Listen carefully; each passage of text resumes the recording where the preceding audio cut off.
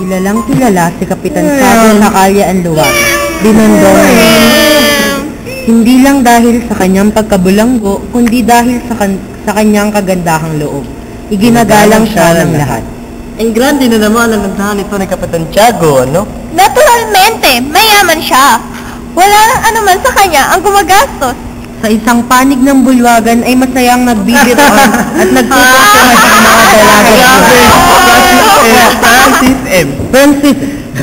At sa kabilang sala naman, At akalain ninyo, binaliwala ng mga Inyo ang aking paglilingkod ng 20 taon sa bayan ng San Diego. Parang wala nakakakilala sa akin namang ako'y lumisan doon. Ang mga mangmang na Indio. Padre Damaso, Inyo ang may-ari ng tahanang ito. Oo nga, baka magdamdam si Kapitan Tiago. Inismira ni Padre Damaso ang mga kaharap.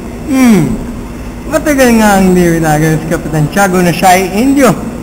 Inuulit ko, ang Indio ay pangalawa sa kamangmangan.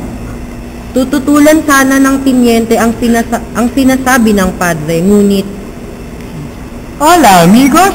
Ibig ko ipakilala sa inyo ang anak ng nasira kong kaibigan. sino kaya siya? Si Ginoong Kristos na may bara. Sa halip na tumugon ay mapitagang tumindig si Ibarra. Ipagpaumanhin ninyo ang maaga kong paglisan. Marami pang bagay akong dapat na gawin. Ngunit kayo magkikita ni Maria Clara. Isang matamlay na ngiti ang namilaylay sa mga labi. Bukas na po ako makipagkamustahan sa inyong anak, Kapitan Tiago. Nang makaalis na ang binata ay Kung minsan, yung pagpapaaral ng anak sa Europa ay isang kamalian. Nagiging mapagmataas ang bata at nawawala na ng urbanidad. samantala, hanggang kailan magiging api-apihan ng mga kayumanggi? Wala na bang katapusan ang pagtitiis ng mga taga-silangan? Ang mataimtim na pagbulalay si Ibarra ay pinukaw ng, "Binata, mag-ingat ka sana." Ha? Maliksing humarap si Ibarra sa may-ari ng tinig at, Kayo pala, Tinyente. Bakit po? "Ibig ko pong paalalahanan kayong mag-ingat." Kumunot ang noo ni Ibarra. Mag-ingat po sa Tinyente. Tulad ng aking ama, wala akong kaaway.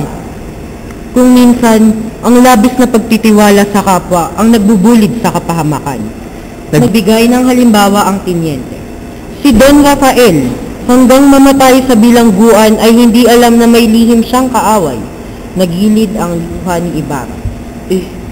Hindi nasabi sa akin ni Kapitan Tiago pagkamatay ng aking ama. Pero bakit siya binilanggo? Ano nagawa ng kasalanan? Umiling ang tinyente at, "Mabait ang inyong ama. Mabait. Ngunit ang kabaitan ay hindi kalasag sa inggit ng kanyang kapwa. Dahil sa pilosopiya sa buhay ng iyong ama ay napaghinalaan siya, isang filibustero at erehe.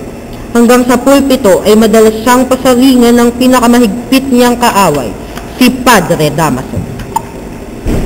Magkatapos magkaharay ng dalawa, ay naghiwalay na sila.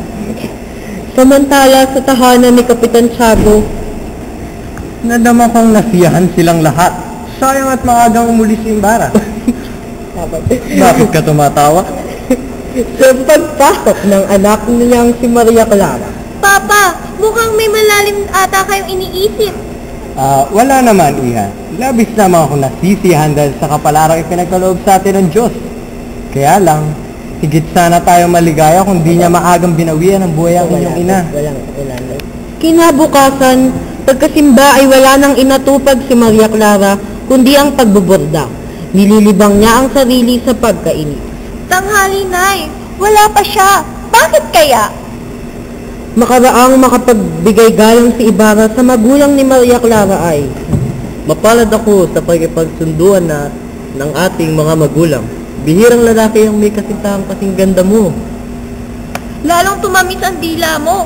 Makaraang makarating ka sa ibang bansa. Ilang mutya ang napasagot mo roon. napangiti ang binata sa pasaring ng dalaga. Sinungaling. Napakaganda ng aking minamahal at hindi ako sinungaling.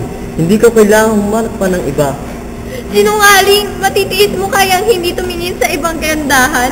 Hindi nga ako sinungaling. Ang kagandahan ay wala sa tinitingnan Sa dambana ng aking puso ay ikaw lamang ang tanging birhen. Pagkaraan ng ilang sandali, Magpapaalam na ako, Maria. Bukas ay araw ng mga patay at kailangan magpungo ako sa San Diego. Naunawaan ko, Ibarra. Diyos ko, patnubayan mo po sana ang aking kasintahan. tamlay na pumanhik ang dalag. Hindi nakaila ang damdamin niya sa kanyang ama at tiya Isabel. Ang pag-ibig nga naman, masarap na mahirap. Paano mo nalaman? Umibig ka na ba? Kinabukasan, paalisin na Maria Clara at tiya Isabel niya nang sa darating si Padre Damaso. Magandang umaga po, Padre Damaso. Sinugon ng pari ang pagbibigay galang at Padre Damaso. Tila may lakad kayo, iha? Opo, sa Beaterio po, Padre Damaso. Kukunin ko na po ang mga gamit ko dahil hingi na ako. Hindi na po ako babalik doon. Siya nga naman. Tingnan natin. Nang makaalis na si Maria Clara ay pumanhik ng bahagya ang pari at dooy. Santiago, may mahalagang bagay tayong dapat pag-usapan. Ano yun, Padre Damaso? Masinsinan silang nag-usap. Pagkuhay, Isipin mong mabuti ang sinabi kong sa iyo, Santiago. Wala akong hangarin kundi ang kabutihan mo. Naunawaan ko, Padre Damaso, kayo ang masusunod. wala na to. Nang mga sandaling iyon, dalawang lalaki ang nasa libingan ng San Diego. Hindi ka ba naman sinagiyan ng takot na hukay mo ang bangkay? Alam bang hindi? Nagumpugan nga ang mga tuhod ko sa takot eh. Bakit mo naman pinakalaman ng kanyang libing? Oo nga. Tao naman ito. Oo. Pwede ba naman akong sumaway sa utos ng malaking kura? Bakit di nalintikan ako. Bakit hindi? Pagkatapos, Berto, ano ang ginawa mo sa bangkay? Iutos sa akin na malaking kura. Dadalhin ko sa libingan ng mga insik at doon ko ilibing. Ginawa mo ba naman ang utos na yon? Tama na nga na ang pag-uusisa mo, maghukay ka na nga lang ng gusto. Baka dumating na sa bangkay ang dilibing ito. Sapagkat araw ng mga patay ay kani-kanila lang mapangilaw na libingan. Ngayon ay unti-unti namang nagkatao. Natatanda mo ba kung saan ang kanyang libing? Opo, may pangalan niya ang malaking krus sa kanyang libing.